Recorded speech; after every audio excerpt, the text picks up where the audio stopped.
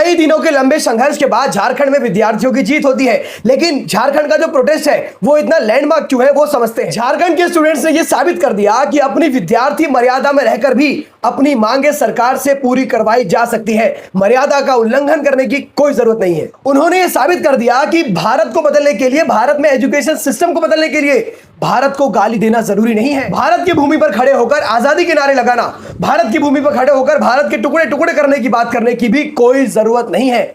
झारखंड के विद्यार्थियों ने साबित कर दिया कि अगर मुद्दा विद्यार्थियों का है, मुद्दा स्टूडेंट के प्रोटेस्ट का है, मुद्दा विद्यार्थियों के फ्यूचर का है, तो इस मुद्दे पर रहकर भी हम प्रोटेस्ट को कंटिन्यू कर सकते हैं। जरूरी नहीं कि अपने देश को गाली दी जाए, जरूरी नहीं कि संवैधानिक पद पर बैठे चाहे प्रधानमंत्री हो या मुख्यमंत्री हो उन्हें गाली दी जाए, जरूरी नहीं कि किसी विशेष धर्म को टारगेट करके उन्हें गाली दी जाए, जरूरी नहीं कि किसी एक धर्म को इतने बड़े मन से प्रमोट किया जाए।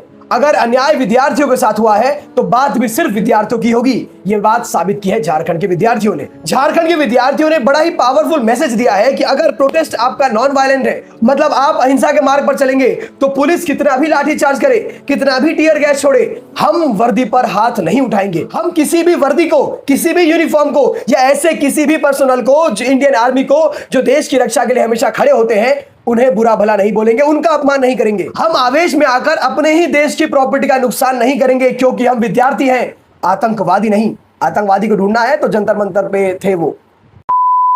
ऐसे कई मुद्दे हैं जहां पे झारखंड के विद्यार्थियों ने एक लैंडमार्क, एक बेंचमार्क सेट किया है कि भारत में कैसे स्टूडेंट प्रोटेस्ट होना चाहिए, क्या करना चाहिए, क्या नहीं करना चाहिए, क्या सही है, क्या गलत है, क्या संवैधानिक है, क्या असंवैधानिक है। ये सारी चीजें झारखंड के विद्यार्थियों ने पूरे देश को सिखाया है। इसलिए उनके लिए जोरदार तालियां बनती है और एक जोरदार सैल्यूट भी बनता है।